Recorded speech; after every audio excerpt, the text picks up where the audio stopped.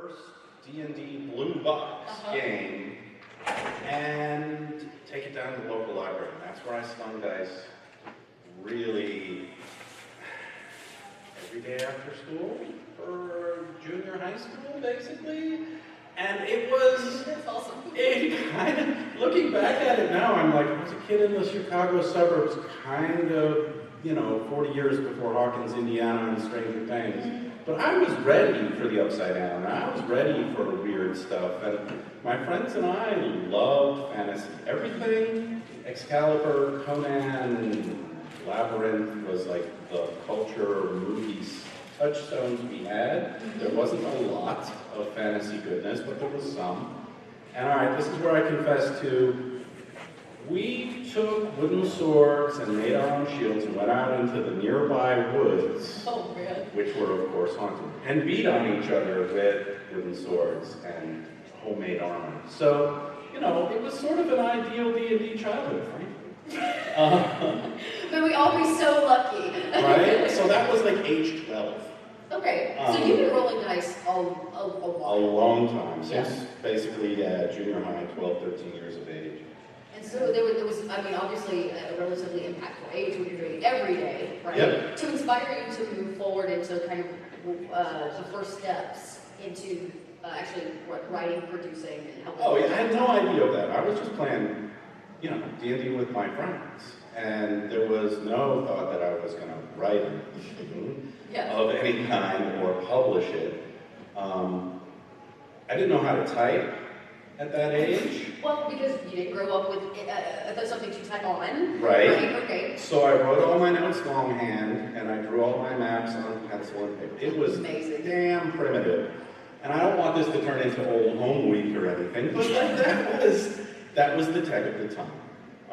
So you could handwrite out monster stats that you copied from the monster manual, or you could use a photocopy machine, and the librarian would say that'll be a nickel a copy to copy out pages from the monster manual and stick them in a binder. Right. Convenient. But yes, so writing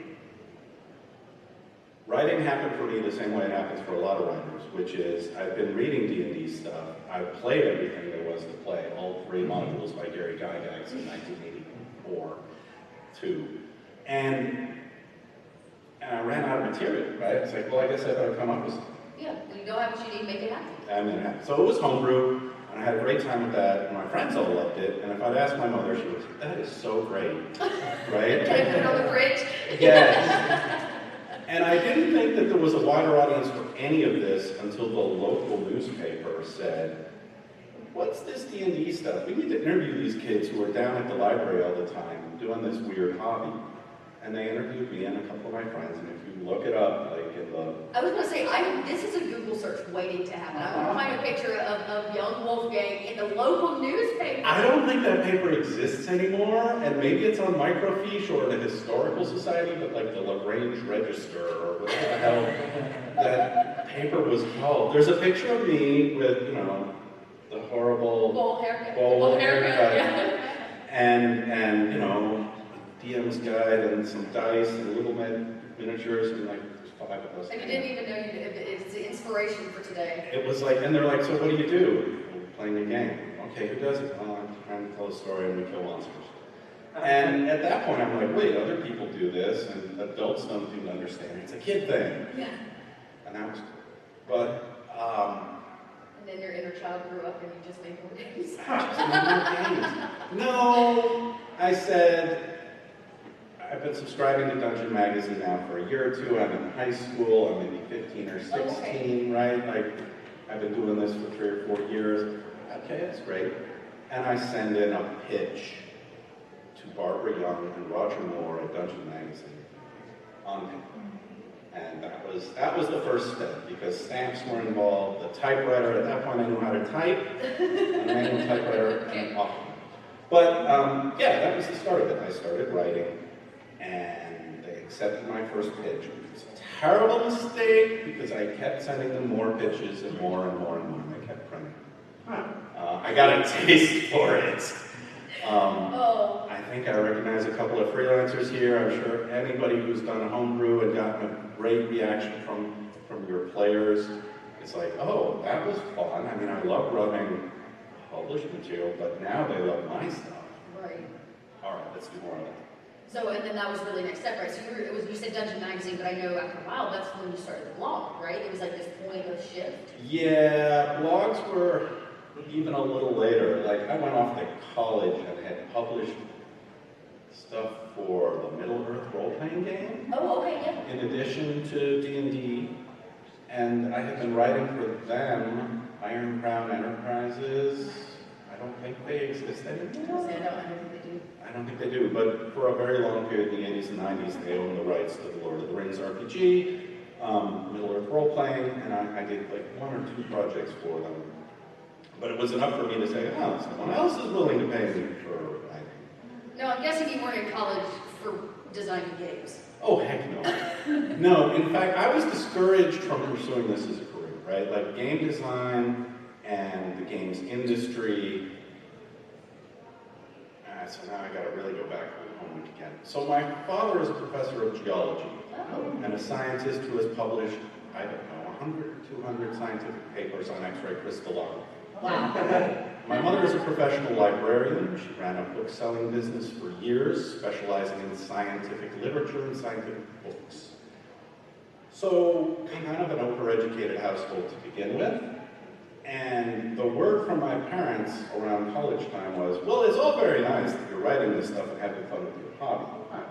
But you can do that in your office, right? Get a real job, get a real degree. And I didn't really push back on it. I'm like, yeah, come on, who goes to Lake Geneva to write D&D books?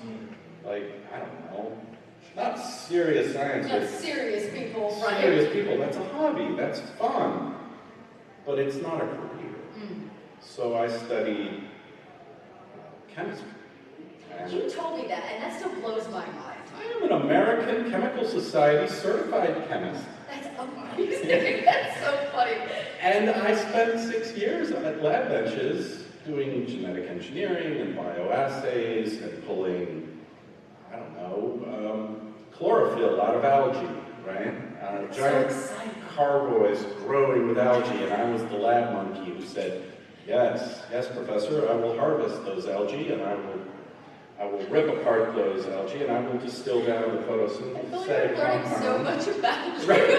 Like, I was convinced I had a career in chemistry, and look where we are now, right? Genetic engineering, biochemistry, pharmaceuticals. It would have been a great career, I think, except I was still playing D&D in college. My buddy Steve said, did you see TSR's hiring? I'm like, no, Steve. When are we playing Spelljammer? He ran the Spelljammer campaign. And I'm like, listen, you should apply. One of those fateful conversations, I still look back at, Steve went on to get a respectable job in engineering. He was like, get him out of this chemistry lab. Right. Send him over to the gaming industry. He's going to blow something up. He's going to create some microorganism, the This is my way Andromedas. up the ladder. Get rid of Wolfgang. Right. It's so funny.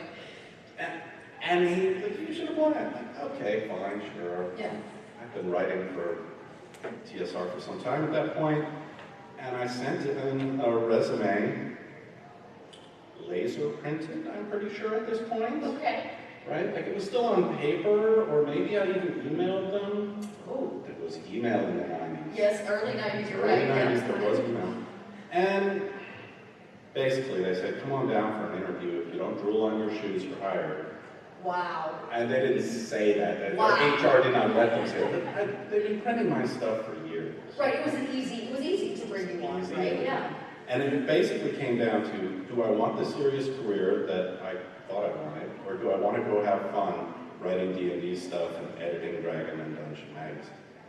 Give me the next. Yeah, let me simmer on Let me that. work on this. Yeah, okay. You know, I can always quit that D&D job, and inevitably it crashes and Because I burns. have this I've still got this chemistry degree to fall back on. It will still be there. Yeah, it'll still be there to catch me. Mhm. All of that algae. But yeah, that was the 80s and 90s for me, and then next thing you know, it's 4 years at TSR, editing D&D, writing Planescape, writing Alkadine stuff, writing Little Forgotten Realms, learning how to edit Ed Greenwood, and hearing words from Roger Moore like, you know, in a sensible universe, the undead would rule the Underdark. Roger was, of course, the editor of Dragon Magazine at the time, and I turned to him and I said, Roger, you're right. They don't need air, food, or anything, really. Just, you know, eat, rip off bat heads and drink the blood. It's easy to be undead in the Underdark. He's like, yeah, like, exactly. I'm like, Roger, do you mind if I actually turn that into an adventure? And I don't care, I don't have time to write it, go ahead. Go for it, yeah. And that turned into Kingdom of Ghouls, Dungeon 51, with a cover by Brom. Really nice cover art. And I still think the success of that adventure is about half, oh, that was a good idea, and half that Brom cover. But yeah, stuff like that got me more and more design work over time, and I did less and less editing.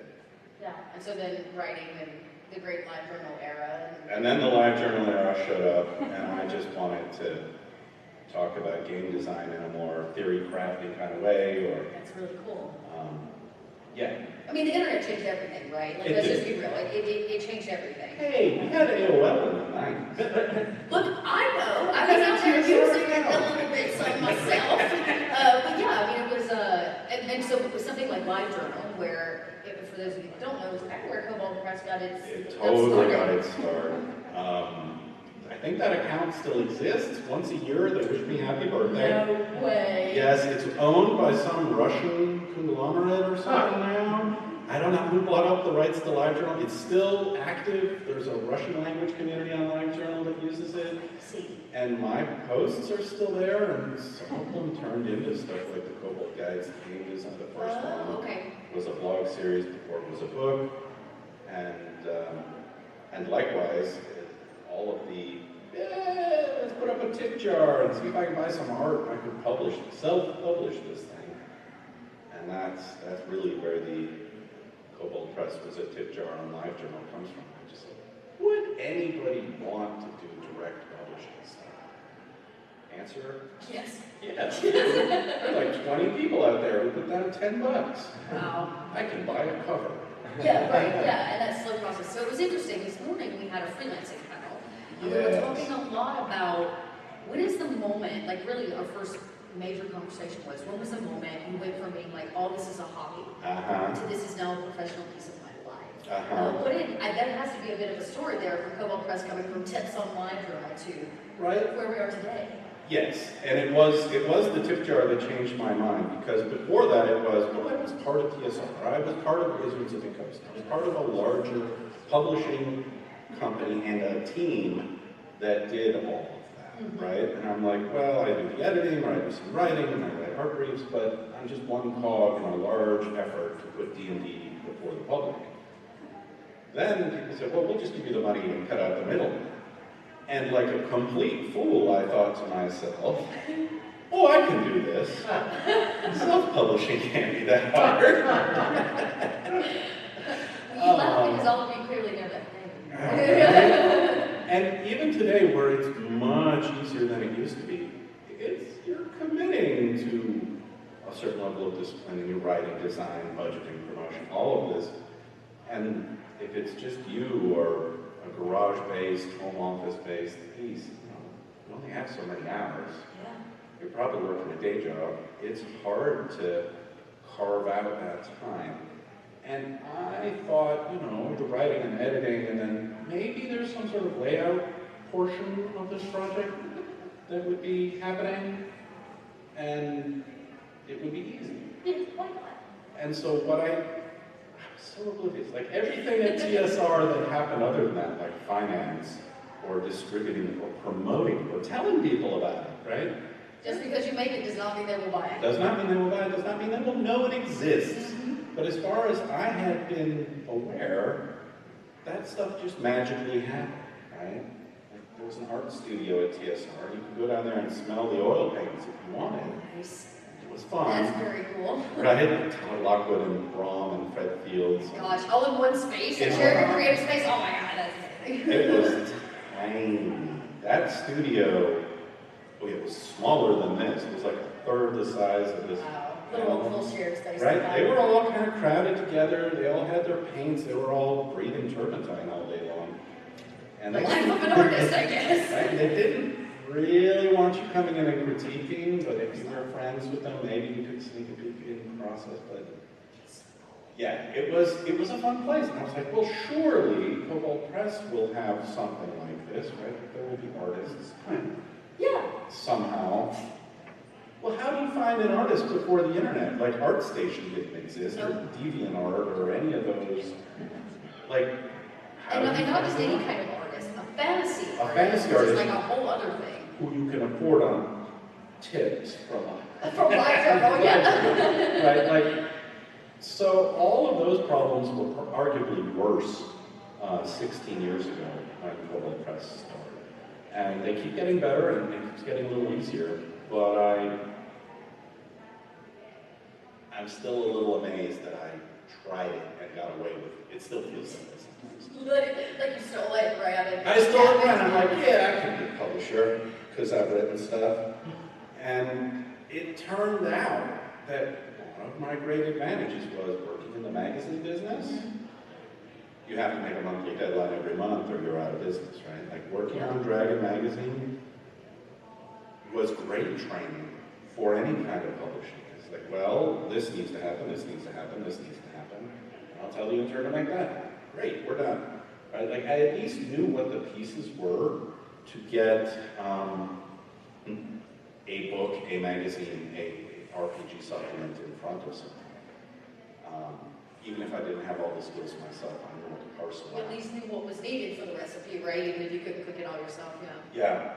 So, and it was at that point that I realized, okay, this is a real thing, people are interested, it snowballed after, 5 years. Yeah. 5 years of me just kind of going, it's not serious. Because Kickstarter came, and that was the next big pivot. Right, for the company, it was a big pivot for us, yeah. All right, so I've got one more question, which I think will be interesting, and then we'll kind of pass it over and open up the floor, because I know y'all probably all this stuff, things you want to ask or talk about. So Midgard is our Kobold Press setting. Yes. And I know I have really heavy feelings about Midgard, and they're wonderful and lovely, and I would literally just run Midgard all the time if everybody would let me. But that comes from your home game? Some of it. Okay. So Midgard is really it's another happy accident where I said, okay, we've created a number of adventures, supplements, forests over here, mountains over here, this Clockwork City, and people are starting to ask too many questions, like, where are the mountains in relation to the city? Logistical things. Logistical things, setting questions, world building questions. And for a good year, I kind of straight on to everybody and I just said, those are separate products. It's not a cohesive setting. We're not doing a setting here. Because I had seen, both at Wizards of the Coast and at TSR, what a heavy lift it is to do enough world building at a high enough level of quality to say, here's a campaign setting, and have other people say, oh, I like it so much I want to run it, instead of doing my own homebrew. And part of me, early, was, I'm here to empower homebrewers to do their own thing, right? I'm not here to tout a particular setting. So I was dragged into that particular piece of world building a little bit reluctant. But once people kept asking, after a year and a half, 2 years, like, where does this city go with these mountains? I finally said, okay, you win. You don't throw me into that briar patch, but I will do this world building. And I turned immediately to Jeff Grubb to be one of the co-designers of the setting, because, I don't know, I figured after I was working with Ed Greenwood on the Realms, and his work on Dragonlance, and I don't know, Spelljammer is all his crazy baby, right? Yeah, Jeff will do something. And he said, yeah, sure, of course. What do you want me to do? You want me to do the elves? Okay, here I go. And Brandon Hodge came in with a really big piece of it, who isn't active in tabletop design these days, but Brandon is a madman who made Midgard's Wasted West, what it is. Which is most people's favorite setting in Midgard. Right? There's a chunk of the Wasted West that's my piece, and there's a chunk that's Brandon's piece, and then there's a few other bits, but like the walkers. Yeah, which is the scariest and coolest thing.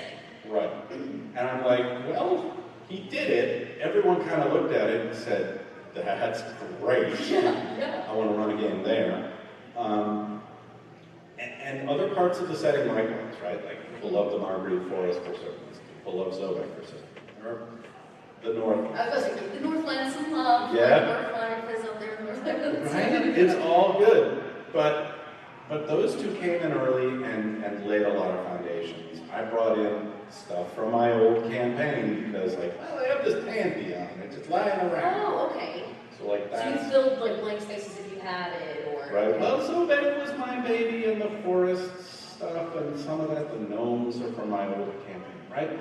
But we tried to meld it all and say, okay, the goal is still to empower homebrewers, and that's why Midgard is designed the way it is. It's like slices of a cake, right? 7 regions. You can eat any slice of a cake you want, but they are sort of separate. Yep. Here's the Northlands. You can just take that slice out and play with that piece. Because it was meant to be lootable from the word go. Unlike some campaigns, like Dark Sun, you kind of got to buy the whole... Yeah, you got to have it all. And that's great, it's cohesive. But I was still in the mode of, people are just going to loot the bits they like. And one of my few regrets about the 2012 edition of Midgard, that first edition of the Midgard campaign setting, is that we didn't lean hard enough into some of the elements that became wildly popular later.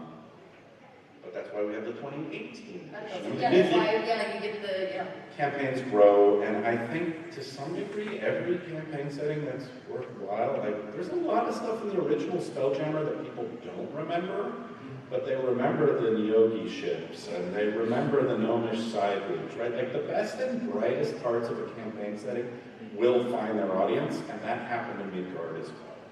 So now we're pretty aware of, oh, the Shadow Roads are popular. The Walkers in the Wastes, those are popular. Let's lean into that and provide more support for the bits that people like best. And if there were other bits, like the Ruthenian Plains and the Centaur tribes are all very nice, but they don't have the same level of interest. Could dial that down. Yeah, right.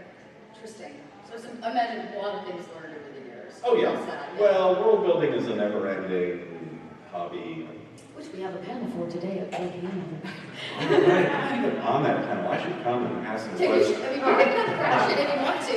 I have questions Yeah, excuse still. me, Dot. I'm Wolfgang Baur and I have questions about world building. Well, there's not just one answer to There's not. There's not. Now, speaking of questions, I think it's a great time for us to maybe off and see if all of you have questions. You keep this conversation going. This is really cool. So, any burning questions? If not, I'm just going to keep chatting with Wolfgang until y'all have some. Okay. Yeah, by all means.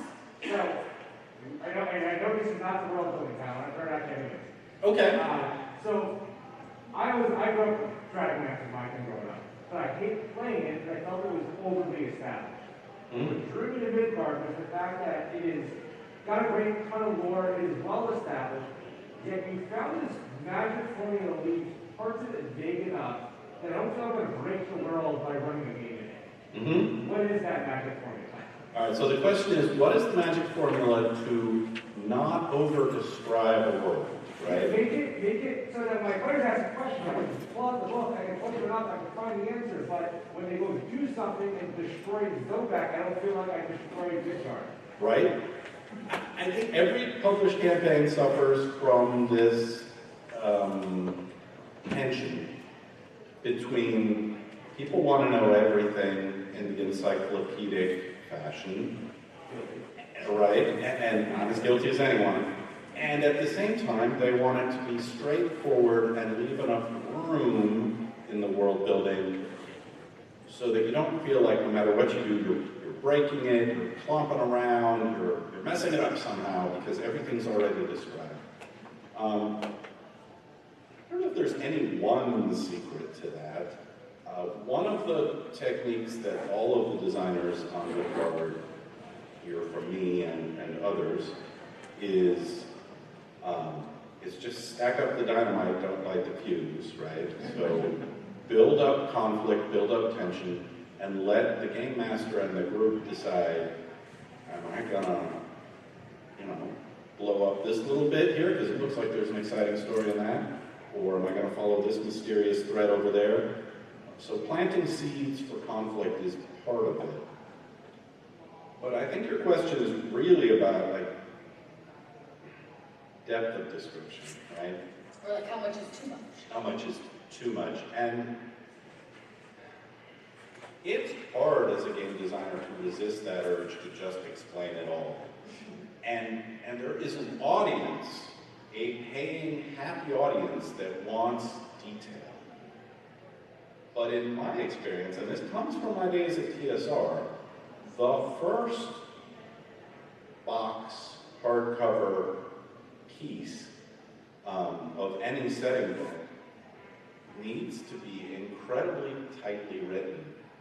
I know it sounds weird to say about a 300, 400-page book or a 3-book set, but when you start writing a whole campaign setting, you think, I've got 200,000 words to play with. That's tons of room.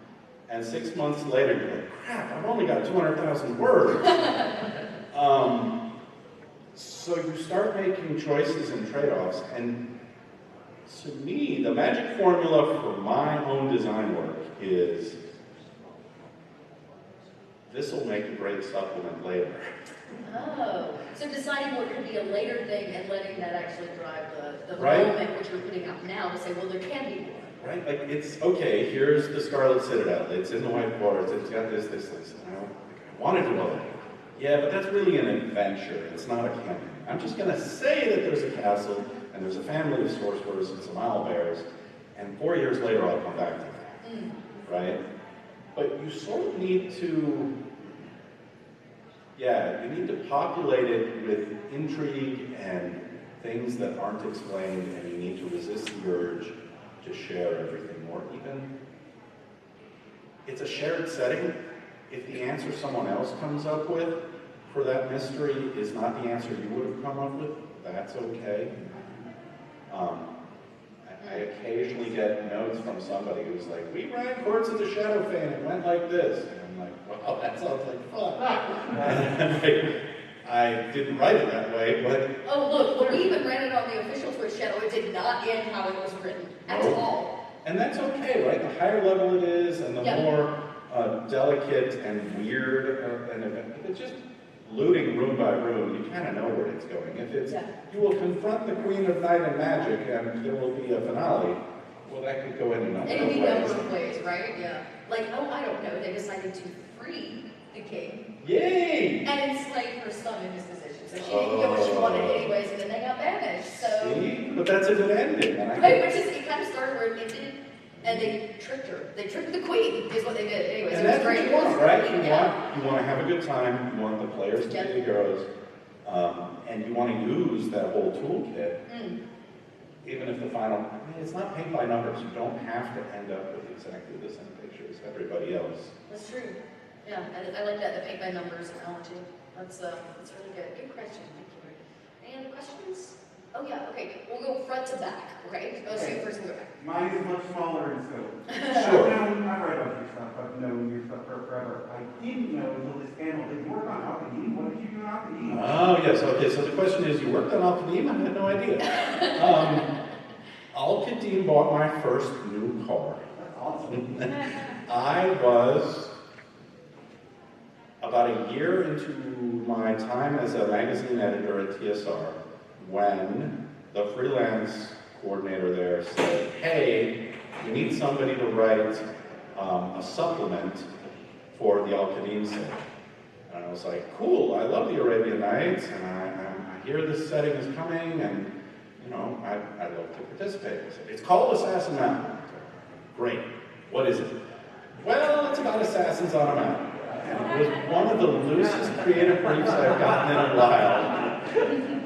And I'm like, okay, that's cool. And then they gave me notes, and they gave me like Jeff Grubb's Land of Fate box set, and some of the rules material. It was second edition D&D in the 90s, and I wrote my little heart out after reading about the history of the historical assassins, the Man of the Mountain. The cover art was drawn by Jeff Easley, and it's amazing. And he was so kind to me. He said, "Would you like to purchase the original oil?" I'm like, "Dear Mr. Easley, I would love to. You understand I'm a junior editor at the magazines, and I need this check to buy a car that will get me to work." And he was like, "Okay, well, I like to ask the designers if they want the covers." Looking back at that, I kind of wish I'd stuck with the jumper car and bought the oil painting. But yeah, Assassin Mountain was one I did, and then the other one was Secrets of the Lamb, which again was one of those creative briefs where, well, it's about genies. Okay, great. Well, you need to use all the existing D&D lore. Okay, the elemental planes, great. And all of this from Land of Fate, great. And oh, by the way, Shayirs and genies and all the stuff that works with the alchemy setting. Yeah, I'm very familiar. And I just went to town because it was probably the start of my obsession with royal courts and aristocrats and nobles and creatures. Political intrigue, but with elementals and djinn and all of that. So Secrets of the Lamb has, was the second box set I did at TSR. And so those two, which were early support products for Al-Qadim. And then I think I did a chunk of Monsters and those loose leaf. Yeah, Monsters Compendium pages. But man, you're talking like 1993? Yeah, so when I was a kid in a library running D&D games after school, that's what I was playing. You were running in a library after school. That's wonderful. That makes me so happy to hear. Right? We had a good time with Al-Qadim. That team was outstanding. Zed Cook, Joe Grubb, Andrea Hayday, the editor who pulled that line together in amazing ways. Yeah, it's one of my highlights of working at TSR on second edition. It's a world of it. Very cool. Very cool. I know we had another question from the back. Right in the back. Sorry, I got distracted. Hey, no worries. So I'm obsessed with, I have a technology background. I'm obsessed with the kind of the impact that it has on everything, including this super hobby. And I was wondering if there's anything like just top of mind for you as an author and a publisher about like the changes or the opportunities or just anything that about how it impacts your like publishing and workflow and stuff. Sure. I mean, I've been talking a lot about the old days here, and I could bore you with stuff like, the smell of the wax used to paste up pages for layout back in the day. Because when I started, layout was still done with physical printed typesetting. But the real tech changes that have made a difference to me and to Kobold Press are stuff that's happened in the last 5 and 10 years, right? And some of it is design-driven, and some of it is business. Like we talk about it, tip jar, but internet payment systems, being able to be a small business person and accept crowd-funded donations even before Kickstarter, convinced me that I could do this, right? Because before then, somebody had to mail you a physical check. So payment systems were a big deal. Desktop layout, of course, big deal. Desktop publishing or print on demand, the way it started with groups like Lulu and Drive-Thru RPG, enabled me to print products without knowing much about physical print production, bindery, etc. And without having to do warehousing, right? So those kind of technologies aren't terribly game-centric necessarily, but they change the publishing field to allow small creators like me to strike out on our own. More recently, of course, things like Twitch and VTTs. And VTTs have been the platforms that have made it possible to say, hey, Scarlet Citadel is a really cool adventure. If you don't have a group to play it with, you can watch somebody play, on YouTube, have a great time, laugh along with them. Critical Role is, of course, a huge example, but I don't think you have to look to that to say, you know, streaming platforms have done great things for tabletop. Yeah, they've increased accessibility just in general. Like watching it, of tearing down walls of like, what is it? Because you can safely, from the comfort of your home, watch a YouTube video or a Twitch stream and say, I don't know anything about Dungeons and Dragons, but I can now watch it, I can now see it, I can see other people play it. Playing it for the first time is a little bit intimidating. Yeah. For me, it was, you know, me and the neighbor kids flailing around with a printed book, trying to figure out the rules. If we had had someone to demonstrate for us, Right. it would have been a different animal. So technology has enabled both the publishing business side, Marketing. oh my God. Just because so many games are word of mouth, right? Like you usually buy a game because a friend told you that they played it, and they're like, you gotta have this, you're gonna love it, right? Or because you're speaking to somebody directly about a game. Unless you're just a diehard and you always buy that book from that company. But like that's right, that is the way. Like games really sell via word of mouth, and having Twitch and social media and TikTok or whatever your platform of choice is. Word of mouth is more powerful now than Ever before. Because you used to get your recommendations by going down to the hobby store and like looking at the shelves, right? And that feels very old now, even though I still love local hobby stores and I still discover stuff there that I wouldn't get through some algorithm or TikTok. It's like, oh, I thought this company went out of business. Hey! Yeah. Right? A well-stocked store is still a great joy, but it's not the only option. No. So, And like you said, for small companies, now there's so much direct buy. yes. And so many options for direct buy that also overcomes a lot of barriers to making money, right? I mean, it doesn't cost as much to earn as much.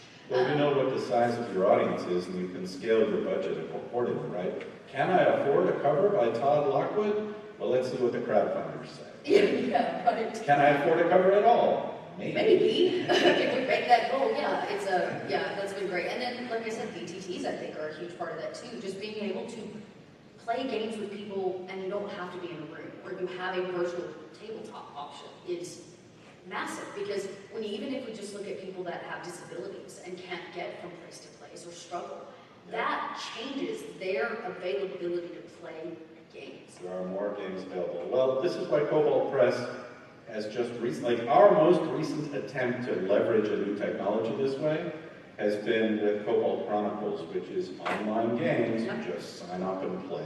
Right? Right. And when you start playing games, another from the ground up, Yes. like started as nothing, a bunch of developers that wanted to create a site where individuals could charge to GM people all over the world.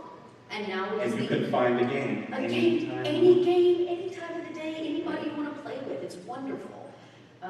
It's amazing to me that there are people now who work that profession, make some money as a side hustle, and or just play with strangers all the time because that's fun. Yeah, They don't because have a local group. they don't have a local group. Like I grew up in a place where we didn't even have a library. Okay, like that kind of a small town. We did not have a library, and there was no way that my Bible Christian town was going to have a Dungeons and Dragons book within 50 miles of any shelf. So like, But if you had secretly gotten online, but if I had been able to get online and secretly with my innocent messenger play with my friends, I might have been able to do it, you know. And so that changes it too. Like people that just don't have access to gaming stores now can still have the same games, the same access, and find like-minded people, yes. which is huge. Question in the back. Yeah, this is the first I'm hearing about your online most game. So are you using a platform for that? Oh, like yeah. Roll20 or So it's Kobold Fantasy Chronicles is Ground? the name of our program, right? Which runs once a month. Yes, last Sunday of the month. We're hoping that it'll pick up in frequency, but right now we're comfortable because we're still shaking out. It's very new how we're running We it. run about 6 tables right now. I average to 6 to 10, give or take a month, I think. Yep. 6 players, and Start Playing Games is basically the sign up. Right, Start Playing Games is the sign-up platform that handles sort of matchmaking, putting the Choosing tables your together. GM, which adventure you want to is play. it Theater of the Mind? No. And then we go to Roll20 for It's using it. the Roll20 platform for now. We could use other platforms to start playing games, but we figured Roll20 has sort of the broadest reach, We have a lot of our adventures already on that format. Of course, we also support other formats. Fantasy Grounds, Shard is Love great, Shard. and Foundry. But we have the most of our catalog on Roll20, so that's what we're going for. That's what we kind of go for right now. So there are options for, mini tokens and things of that nature, so we try to give a little bit of everything. And I think based on my understanding, depending on the GM, right? Because some GMs are a little bit more theater of mind. I'm the kind of GM that I don't really like tokens, but I'm going to show so many reference images. I'm going to have a whole slideshow of like, this looks like this, this looks like this. So a lot of that's going to be on the GM, but we do try to make it as hands-on as possible while also being digital. And so on Roll20, do you have a lot of your supplemental material? Your game books is already digitally. All of our game books are already on Roll20 in digital form. Yep. So you can go get the Tome of Beasts and its follow-ons. You can find things like the Scarlet Citadel, a really beautiful adaptation with all the lighting, tokens, special effects, handouts. And it's our adventures, it's our source books, it's player material, and really pretty much the whole catalog is out there. And I believe if you join the community game, your GM gets the entire compendium of Kobold Press, so that while you're in that game, you have access to the entire compendium for character building and all of your big magic spells and all of that. So it does also give you a chance to maybe play test a little bit some materials you may not own yet, which is really nice. Yeah, it's been fantastic using those tools, and we're going to continue to support them. Though, of course, we love in-person games, but And we're doing them here at GenCon, right? And we're going to try to support that as much as possible. So. But GenCon's doing an online component too, right? So Yeah. I think it's just something we're going to see parallel tracks. It's almost hard to go back from connecting people in such a way. Like you can't kind of come back from that because really what we've done is actually expand. The online has just added a new road, a new path for people to be able to connect. So that's very cool. Do we have any other questions? We've got about 5 minutes before I promise I'm going to go over. Yes, Dr. Front. Sure. Obviously,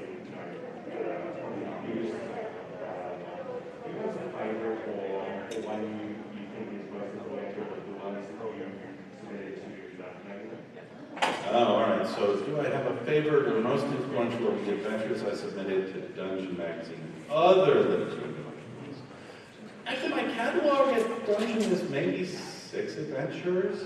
The one that I adore personally, just because I like the villains, is Ship of Night, which was like the first or second one I did. And it's about the Darrow, making this weird device that will project the moon on the cavern above them. And They're so crazy and adorable, and I love them. right? They want to see the moonlight. But they live underground. Poor guys. And it's a strange little adventure where stuff that I snuck into other Underdark adventures first showed up. Some of the weird bat stuff and the weird weeds and plants and my obsession with the Darrow because they are so strange. They're so wonderful. And it has, I don't know if it's influential or if it's widely loved, but it's the one that's close to my heart and that occasionally I go, I'll run this for the kids. Because I'll haul this out for a special event at a small con. But yeah, everybody's got their favorite bit. And the dungeon adventures were all fun because they were all 2nd edition, Fast and Furious. And now I guess I can spoil it. I have a Patreon, or Kobold has a Patreon called the Warlock Patreon, and I'm writing some adventures for it for next year. I know, I'm sort of sharing it here, and now I'm committing myself publicly. I was going to say, now it's out there. This is going to YouTube, so you can't come back from I this can't come now. back. Right here. And yeah, some of the old stuff, some of the old tropes that you start with way back when keep coming back as a writer. I think everybody's got that, right? Like, if you read Stephen King, like, you are familiar with the concept of 4 friends in their youth reunite as adults. Horror. It's like, horror occurs. It's like, oh, well, that's a Stephen King plot then. And for me, it's Darrow and Ghouls. Yeah, last quick question, Bar. Question, and if I have to, I will beg. Brilliant East book. I don't know. This was a project from 4 years ago. So the question is, when is Brilliant East happening? I don't know that it is right now. We have a lot of projects in the chute, there's no announced date for that, and I'm supposed to have a big strategy meeting after GenCon. Are you avoiding it because of monks? Are you avoiding because of monks? Because of monks. No, I personally don't like monks, but I'm not avoiding it for that reason.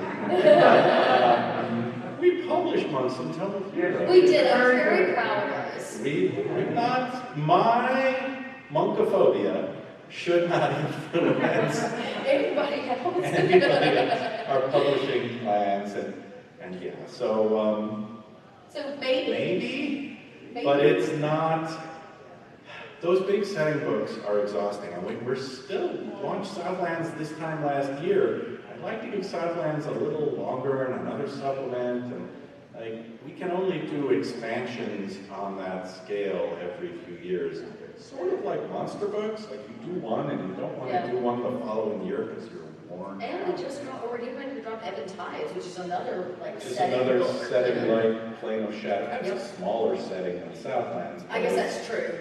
We still have the adventures to go with it, though. But tons of adventure support, and that's coming next month. So we're doing setting work in addition to adventures and source books.